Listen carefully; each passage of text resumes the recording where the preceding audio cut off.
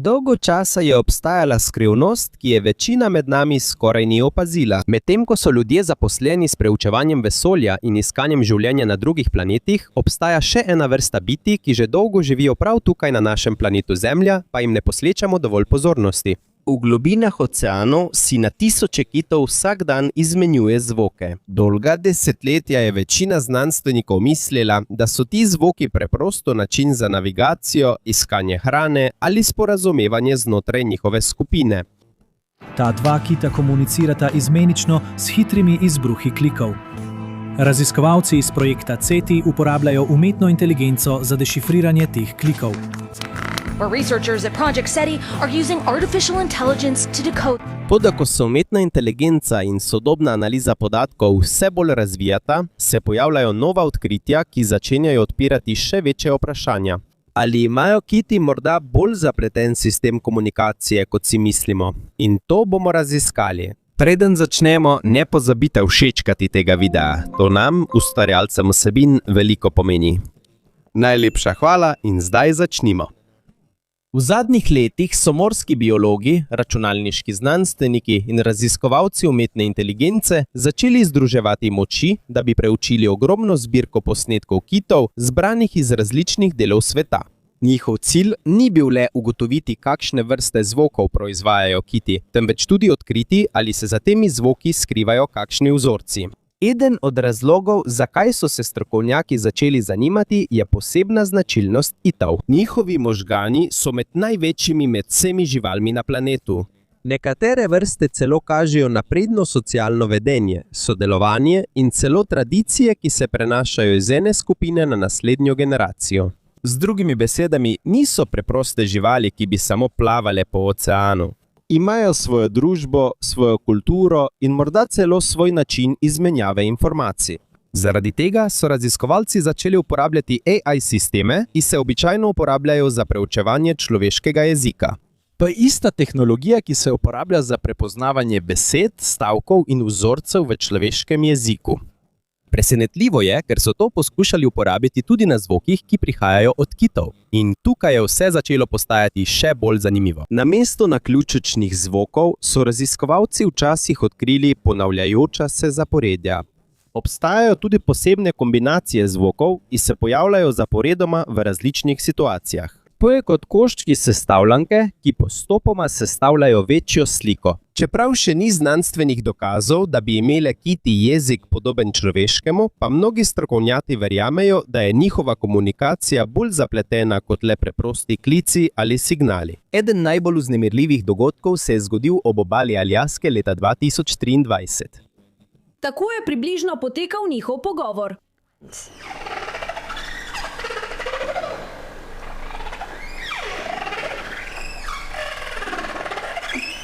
Skupina raziskovalcev je izvedla eksperiment z uporabo podvodnega zvočnika. Načrt je bil zelo preprost.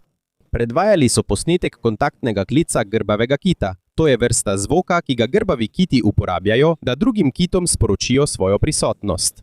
To je približno enako, kot če bi rekli, tukaj sem. Znanstveniki niso bili prepričani, ali bo kdo odgovoril. A vendarle, nekaj trenutkov potem, ko je posnetek zazvenel pod vodo, se je njihovemu čolnu približal grbavi kit. Ime tega kita je Twain. Medtem, ko je krožil okoli raziskovalne ladje, se je tudi sam začel oglašati. Znanstveniki so ponovno predvajali posnetek in Twain je ponovno odgovoril. Ko so postopek ponovili, se je zgodilo enako. To se je ponavljalo skoraj 20 minut. Za raziskovalce ni bilo presenetljivo le to, da je Twain odgovarjal. Še bolj opazen pa je bil način njegovega odzivanja. Vsakič se je zdelo, da najprej počaka. Počaka ravno prav dolgo, preden odda nov zvok. Kot da sledi določenemu ritmu pogovora. Ni videti, kot da gre zgolj za naključen hrup. Obstaja vzorec. Obstaja časovna usklajenost.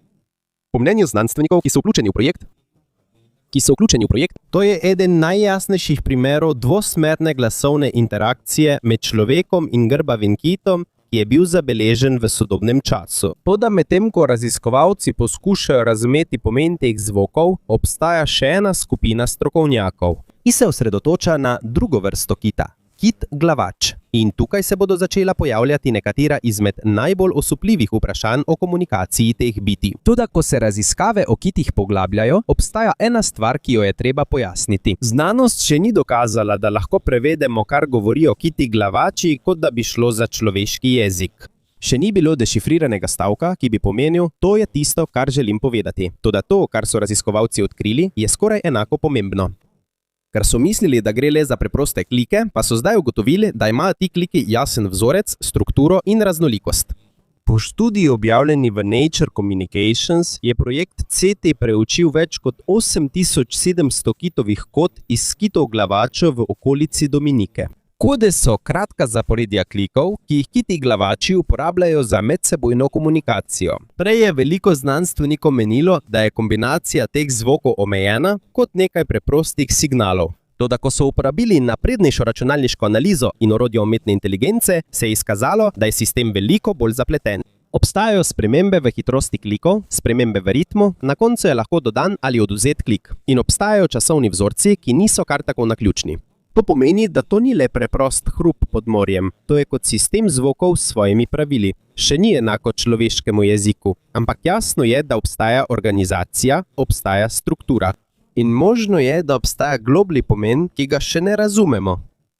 Tukaj postane projekt CETI še bolj zanimiv. Njihov cilj ni ustvariti fantazijskega prevajalnika, kot ga vidimo v filmih. Ker bi kit naenkrat začel govoriti angleško. Njihov cilj je veliko bolj resen. Želijo si postopoma razumeti, kdaj kiti glavači uporabljajo vsak vzorec, s kom se pogovarjajo, kaj počnejo medtem, ko govorijo in v kakšnih situacijah je ta zvok uporabljen. Zato ni dovolj, da samo posnamejo zvok. Treba je poznati celotno dogajanje. Kje je kit? Kako globoko je? S kom je skupaj? Išče hrano? Se skupina spočije? Je v bližini mladič? Je v bližini še kakšna druga kitova družina? V človeškem jeziku se pomen spreminja glede na kontekst. Podobno se lahko dogaja tudi pri kitih. Predstavljaj si to pri preprostem pogovoru med ljudmi. Ko rečeš gremo, ima drugačen pomen, če si doma, drugačen, če si na cesti in spet drugačen, če ste sredi nujne situacije. Enaka beseda, vendar se njen pomen spreminja glede na situacijo. To je tisto, kar znanstveniki poskušajo najti pri komunikaciji kitov.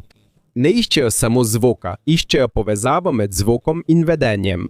V Dominiki je to zelo koristno, saj tam živijo družine kitov glavačev, ki jih raziskovalci že dolgo spremljajo. Niso naključni kiti, ki bi se kar pojavili in izginili. Obstajajo znane skupine, družinske linije in kiti, ki se večkrat vračajo na isto mesto že vrsto let. To je kot soseska pod morjem in tam so začeli zbirati bolj podrobne podatke. Ekipa je uporabila hidrofoni oziroma podvodne mikrofone, da bi slišala zvoke v morju. Obstajajo tudi posebne oznake, ki so začasno pritrjene na telo kita s pomočjo priseskov. To ni trajno pritrjeno in je zasnovano tako, da se kasneje odstrani. S temi oznakami ne zajemamo le zvoka. Vidimo lahko tudi, kako globoko se potopi kit, kako se premika in kakšen je položaj njegovega telesa, ko oddaja zvoke. Tukaj postane bolj jasno, zakaj je težko preučevati kita glavača. Niso kot ptice, ki jih lahko opazujemo na drevesu. Kiti glavači se spuščajo v temne dele morja, včasih tako globoko, da jih ljudje težko sledijo. Zato je vsak posnetek kot majhno okno, ki ga odpremo v njihov svet. In v tem svetu je zvok zelo pomemben. V temi oceana je zvok tisti, ki jim pomaga pri iskanju, sporazumevanju in ohranjanju povezanosti s skupino. Obstaja še ena pomembna podrobnost. Po raziskavah o kitih glavačih obstajajo tako imenovani vokalni klani. To pomeni, da imajo skupine kitov glavačev svoj lasten slog kod. To je podobno narečju ali na glasu pri ljudeh. Na primer na Filipinih se ton in besede v tagalogu, bisajščini, ilokanščini in drugih jezikih razlikujejo. Pri kitih glavačih to niso besede kot pri nas. Imajo pa značilne zvočne vzorce, ki so povezani z njihovo socialno skupino. Obstajajo tudi dokazi, da se tega naučijo. Mladič kita glavača se ne rodi s popolnim zvokom. Tako kot človeški dojenček, ki najprej oddaja otroške zvoke, preden se nauči jasno govoriti, so opazili tudi, da mladi kiti glavači ustvarjajo še neizpopolnjene različice kod, medtem ko se učijo v svoji skupini. Tukaj postane zgodba še globlja. Če se ti zvoki učijo, to pomeni, da obstaja kultura, obstaja prenos znanja naprej, obstaja identiteta, obstaja pripadnost. To ni le instinkt, ki se samodejno pojavi v telesu. Del tega se naučijo v družini in skupnosti. Zato, ko se podatki projekta CETI povečujejo, so znanstveniki tudi bolj previdni glede svojih domnev. Ne pravijo, da je komunikacija kitov glavačev enaka človeškemu jeziku. Prav tako ne pravijo, da lahko zdaj govorimo z kiti kot s človekom. Pravijo pa tole: komunikacija kitov je bolj zapletena, kot smo dolgo mislili. In morda smo šele na začetku razumevanja komunikacijskega sistema, ki se je razvil v oceanih milijone let, še preden smo mi ustvarili lastne mikrofone, računalnike in umetno inteligenco. Vprašanje zdaj ni več, ali kiti sploh oddajajo zvoke. To že dolgo vemo. Večje vprašanje pa je, koliko pomena je skritega v zvokih, ki jih že dolgo slišimo. Pa šele zdaj zares poskušamo poslušati. Ko se nabira vedno več posnetkov iz Dominike, se postopoma pojavlja še bolj presenetljiva slika. Ni pomembno samo, kakšen zvok oddaja kita glavača. Pomembno je tudi, kako ta zvok ustvarja. Po raziskavah projekta CETI in drugih raziskovalnih skupin obstajajo vzorci v komunikaciji kitov glavačev, ki so bolj zapleteni, kot so znanstveniki dolgo mislili. Pod vodo ne slišimo le preprostih zaporedij klikov. Obstajajo spremembe v hitrosti, razmiku in strukturi zvokov, ki lahko prenašajo različne informacije. Podobno kot pri ljudeh. Ko je beseda enaka, a je ton drugačen, se lahko spremeni pomen. Preprost v redu lahko pomeni, da je nekdo vesel, jezen, zaskrbljen ali da se šali, odvisno od načina, kako je izgovorjen. Morda obstaja podoben koncept tudi v komunikaciji kitov glavačev. Z novimi analizami z uporabo umetne inteligence so raziskovalci ugotovili, da nekateri kodi niso le fiksni signali. V vzorcu so majhne spremembe, ki kot da dodajajo novo plast informacij. Znanost še ne pozna natančnega pomena teh stvari, vendar pa je dovolj dokazov, da pokažejo, da je komunikacijski sistem kitov bogatejši od starega modela, ki se uporablja v učbenikih. Še bolj zanimivo pa je drugo opažanje. Obstajajo primeri, ko se zdi, da se način komunikacije spreminja glede na situacijo in glede na to, kateri kiti so prisotni. To ne pomeni, da imajo pogovore v človeškem slogu, vendar pa to kaže, da je socialni kontekst pomemben pri njihovem komuniciranju. In če je to res, je to bližje zapletenim socialnim sistemom, kot pa preprostemu živalskemu signaliziranju, za katerega smo dolgo mislili, da ga uporabljajo. Zaradi tega so nekateri znanstveniki začeli postavljati večja vprašanja. Kako daleč pravzaprav sega sposobnost kitov glavačev za obdelavo informacij? Kako obsežna je njihova socialna mreža in kako hitro se pomembne informacije prenašajo iz ene skupine v drugo? Obstaja del zgodovine, na katerega se raziskovalci pogosto vračajo, ko razpravljajo o tem vprašanju. V času komercialnega kitolova v 19. stoletju so številne ladje sistematično lovile kita glavača v različnih oceanih po svetu. Sprva so bili lovci zelo uspešni, vendar pa so se po nekaterih zgodovinskih študijah razmere sčasoma postopoma spremenile. Kite glavače je bilo vse težje približati. Hitreje so se izogibali, pogosteje so jim uspevali pobegniti. Nekateri zgodovinarji in morski raziskovalci verjamejo, da bi lahko imelo socialno učenje znotraj populacije kitov pri tem pomembno vlogo.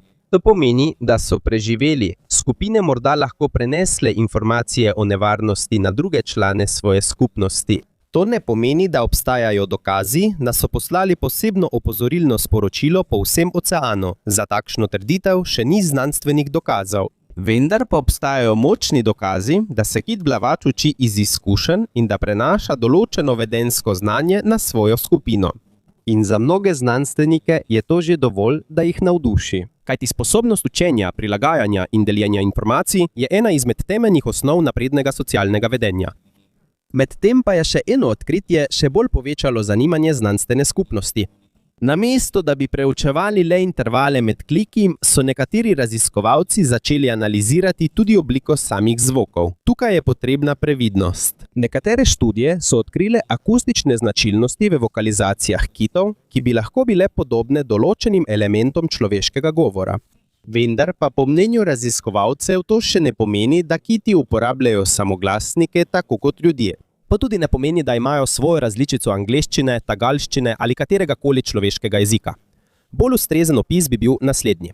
V njihovih zvokih so akustični vzorci, ki lahko ponudijo nove namige o tem, kako oblikujejo informacije. To je kot iskanje novega kosa sestavljanke v ogromni sliki, ki še vedno ni popolna.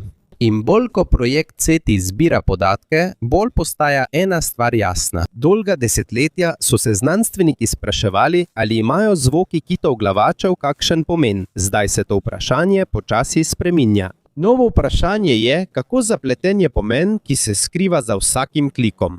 Kajti z vsakim novim posnetkom se zdi, da nas ocean opominja, da še vedno veliko ne vemo o bitjih, ki že dolgo živijo ob nas. In morda ena največjih skrivnosti komunikacije na Zemlji ni na kopnem, temveč v temnih in globokih delih morja, kjer kiti še naprej komunicirajo, čeprav še nihče ne razume vsega, kar govorijo.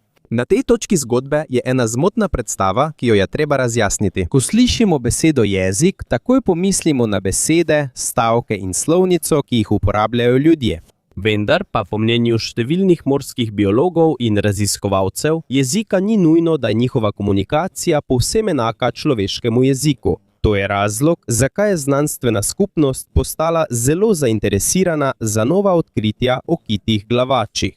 Ne zato, ker bi dokazali, da kiti govorijo kot ljudje, ampak zato, ker se zdi, da imajo njihovi zvoki globljo organizacijo, kot so dolgo verjeli. Dolga leta je bila glavna uporaba vokalizacij kitov glavačev povezana z eholokacijo. To je njihova sposobnost uporabe zvočnih valov za orientacijo v temnih delih oceana. To je kot naravni sonar. Pošiljajo zvok, odmev se vrne in tako si ustvarijo sliko svojega okolja, tudi če ne vidijo nobene svetlobe. Toda ko so raziskovalci podrobneje preučevali posnetke, so opazili, da vsi kliki niso namenjeni le iskanju hrane ali navigaciji. Obstajajo zvoki, ki se očitno uporabljajo za socialno interakcijo. Pojavljajo se vzorci, ko se družina zbere skupaj. Obstajajo zvoki, ki jih pogosto slišimo, ko se rodi nov član. Obstajajo tudi vokalizacije, ki so povezane s koordinacijo skupine, preden se lotijo globokih potopov. Tukaj se začne jasneje oblikovati ena pomembna ideja. Komunikacija kitov glavačev ni le povezana z lokacijo.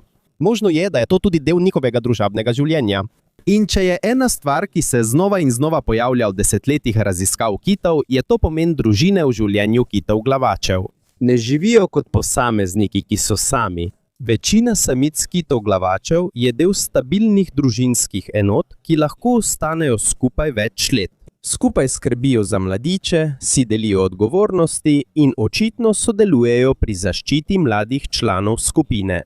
Pravzaprav so morski biologi opazili primere, ko mati odide na lov v globoke dele morja, medtem ko druge odrasle samice kitov začasno pazijo na njenega mladiča na površju. Nimamo načina, da bi izvedeli, o čem točno se pogovarjajo, vendar pa so rezultati njihove koordinacije jasno vidni. Obstaja sodelovanje, zaupanje in organizirano socialno vedenje. Za raziskovalce je to eden od razlogov, zakaj je preučevanje njihove komunikacije tako pomembno. Ker ko bolje razumemo, kako komunicirajo drug z drugim, bolje razumemo tudi, kako deluje njihova družba. Obstaja še en vidik kitov glavačev, ki ljudi pogosto preseneti. To je moč njihovih zvokov. Po morskih akustičnih študijah so kiti glavači eni najmočnejših bioloških proizvajalcev zvoka na planetu.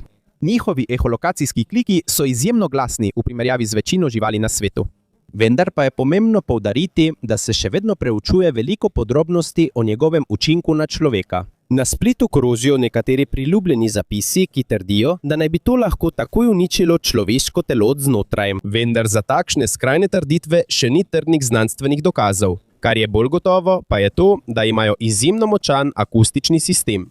In to je isti biološki mehanizem, ki jo uporabljajo za komunikacijo z drugimi kiti. Z drugimi besedami, organ, ki jim pomaga videti s pomočjo zvoka, je tudi del sistema, ki ga uporabljajo za komunikacijo. In ko se podatki kopičijo, se znanstveniki vse bolj približujejo vprašanju, ki se je prej zdelo nemogoče. Ali obstajajo osnovna sporočila, ki jih kiti glavači večkrat uporablja? Obstajajo določene kode, ki jih raziskovalci opažajo v različnih situacijah in pri različnih družinah kitov. Zaradi tega obstajajo hipoteze, da nekateri vzorci morda služijo kot preprosti signali prisotnosti ali prepoznavanja, kot da bi rekli, tukaj sem. Vendar je zelo pomembno poudariti, da to še ni bilo uradno prevedeno ali potrjeno kot točen pomen. To je še vedno znanstvena hipoteza, ki jo še naprej preučujejo. Kljub temu, čeprav še ne poznamo pravega sporočila, je ena stvar jasna. Milijone let so kiti glavači razvijali izjemno sofisticirane načine komunikacije med seboj, medtem ko človek ni imel pojma, kaj se dogaja pod morjem. Medtem ko so se imperiji spreminjali. Medtem ko so se civilizacije razvijale, medtem ko so se na kopnem odvijale vojne in revolucije, so se kiti pod oceanom še naprej pogovarjali s sistemom, ki ga še danes komaj da razumemo. In morda je to najbolj osupljiv del celotne zgodbe. Ne zato, ker smo dokazali, da jih razumemo, ampak zato, ker šele zdaj začenjamo sprejemati, koliko stvari še ne vemo. Z vsako novo AI analizo posnetkov, z vsakim novim potopom raziskovalcev in z vsakim novim vzorcem, ki se pojavi iz tisočev ur audioposnetkov, se vedno bolj odpira možnost, da na našem planetu že dolgo obstajajo vrste inteligence. A vendar jih šele zdaj zares začenjamo poslušati. Bolj ko raziskovalci preživijo leta ob opazovanju kitov glavačev, bolj se razkriva ena pomembna resnica. Njihova komunikacija ni le prenašanje informacij, je tudi del njihovega družabnega življenja. V raziskavah v Dominiki in drugih delih sveta morski biologi vedno znova opažajo, da imajo kiti glavači ene najmočnejših družbenih vezi v živalskem kraljestvu. Obstajajo družine, ki ostanejo skupaj več desetletij. Mladi kiti odraščajo v družbi tet, babic in drugih odraslih samic v skupini. In velikokrat se zdi, da obstaja organizirano sodelovanje pri skrbi in zaščiti mlajših članov družine. Zaradi tega ni presenetljivo, zakaj je komunikacija zanje tako pomembna. Pod morjem, še posebej v zelo globokih delih oceana, skoraj da ni svetlobe, ni cest, ni znakov, ni vizualnih znamen, ki bi jih lahko sledili. Zvok je glavni način, da skupina ostane povezana. Ko se skupaj potapljajo v iskanju lignjev in drugega plena, morajo imeti način, da ohranijo koordinacijo. Znanost še ne razume popolnoma, kako to počnejo v vsaki situaciji, vendar je jasno, da je njihova vokalna komunikacija pomemben del tega. In če obstaja en vidik njihovega življenja, ki še posebej navdušuje znanstvenike, je to njihov način odzivanja na izgubo člana skupine. Pri različnih vrstah kitov in delfinov so raziskovalci že večkrat zabeležili vedenje, ki ga povezujejo z žalovanjem ali vedenjem podobnim žalovanju. Eden najbolj znanih primerov se je zgodil leta 2018, ko je orka, znana kot Talekva ali G35, več dni nosila svojega mrtvega novorojenega mladiča v pacifiškem severozahodu. Ta dogodek je bil široko poročan in spremljan s strani morskih raziskovalcev. Čeprav ne moremo natančno vedeti, kaj čuti kita, mnogi znanstveniki pravijo, da je težko prezreti vedenje, ki kaže na močno navezanost na člane njihove družine. To se ni zgodilo samo enkrat. V različnih delih sveta obstajajo dokumentirani primeri opazovanj kitovcev, ki ostajajo blizu svojih mrtvih mladičev ali članov skupine, včasih jih celo nosijo. Včasih krožijo okoli njih, pogosto pa še naprej oddajajo glasove, medtem ko se to dogaja. Pomen teh zvokov nam še ni znan. Trenutno še nimamo tehnologije, ki bi lahko prevedla vsako sporočilo, ki si ga izmenjujejo. A eno je jasno, poteka komunikacija. In to je del najpomembnejših trenutkov v njihovem življenju. Tu postane vprašanje o kulturi kitov še pomembnejše. Ko v družini kitov glavačev umre stara matriarhinja, ne izgine le en posameznik. Možno je, da izgine tudi ogromno znanja, ki se je nabralo skozi vse njeno življenje. Ve, kje se nahajajo najboljša lovišča. Ve, katera pot je varnejša v različnih obdobjih leta. In ve za nevarnosti, s katerimi se je njena družina soočala skozi desetletja. V človeškem svetu prenašamo informacije preko knjig, interneta in šol. V svetu kitov glavačev se velik del tega znanja prenaša preko družbenih interakcij in komunikacije znotraj družine. Zato nekateri znanstveniki verjamejo, da tukaj ne preučujemo samo biologije. Možno je, da preučujemo tudi neko obliko kulture. In ko govorimo o odnosu med človekom in kiti glavači, se ne moremo izogniti enemu najbolj znanih dogodkov v zgodovini kitolova. Novembra 1820 je ameriška kitolovska ladja Essex plula po Tihem oceanu v času, ko je bilo povpraševanje po kitovem olju zelo veliko. Po zgodovinskih zapisih je izjemno velik kit glavač, več kot enkrat trčil v ladjo. Škoda je bila ogromna, na koncu je Essex potonil. Preživeli člani posadke so bili prisiljeni dolgo časa potovati v majhnih čolnih, medtem ko so se borili z lakoto, žejo in izjemno težkimi razmerami na morju. Ta tragedija je postala ena najbolj znanih dogodkov v zgodovini pomorstva in ena od navdihov za roman Moby Dick. Še danes zgodovinarji in morski strokovnjaki razpravljajo o tem, zakaj je pravzaprav prišlo do napada. Nimamo načina, da bi izvedeli, kaj je spodbudilo tistega kita, vendar pa ta dogodek služi kot opomnik na nekaj pomembnega. Stoletja so ljudje gledali na kite kot na preprost vir olja, hrane ali surovin za industrijo. Danes, ko znanost napreduje, postopoma odkrivamo, da je njihov svet morda veliko bolj zapleten, kot smo dolgo verjeli. In morda največja sprememba ni to, kar se učimo o kitih, ampak to, kar se učimo o sebi. Kajti bolj ko razumemo obseg njihove inteligence, družbenih vezi in sposobnosti deljenja informacij, bolj se sprašujemo, koliko oblik modrosti je že dolgo obstajalo na Zemlji, še preden je človek začel pisati svojo lastno zgodovino.